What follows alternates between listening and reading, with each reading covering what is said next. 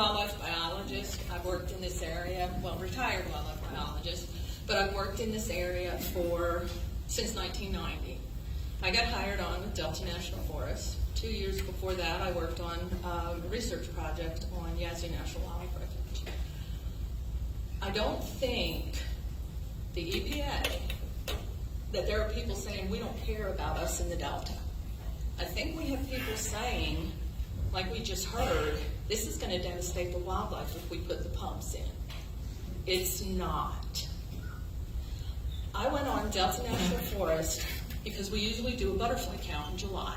I know it's a butterfly count. But anyway, in 2019, we said, well, we can't get to it because we count the butterflies on the road, and that's a whole different story. But so we didn't do it. So then the next year, we're like, we need to know what's happening to these butterflies. There's thousands of them on the roads in July.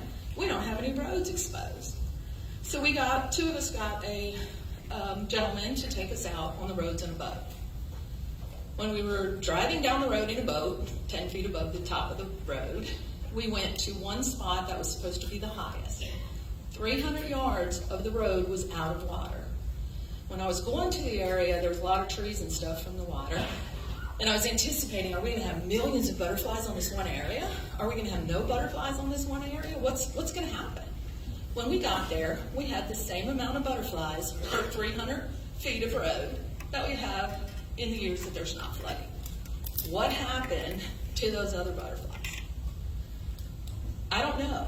I don't have the answer, but I know they weren't there on the road. So we're boating around looking, are they in the trees? Are they flying around? No, they're not. But our research, we can't say what happened to those butterflies. We can't say they weren't there because we didn't do the survey. That's what's happening with breeding bird counts. They're not doing the surveys in these flood years, so it doesn't go into the research. I have to say, at one point, I said, can we just stop the boat and turn the motor off? We were about halfway up the trunks of the trees in Delta National Forest because it's the summer.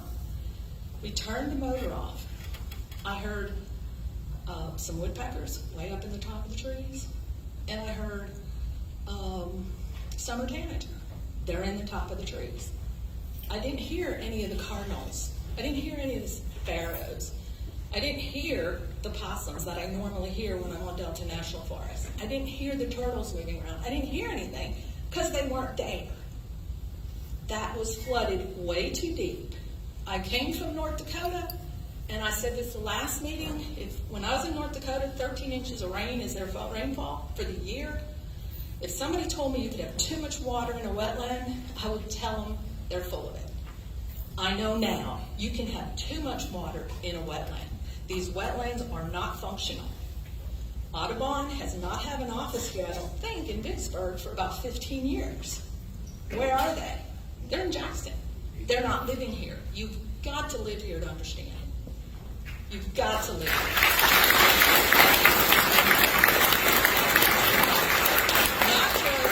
Not just as the people that have to live here, but as the biologists and the wildlife. We're here studying it. We're here researching it. We're here living it.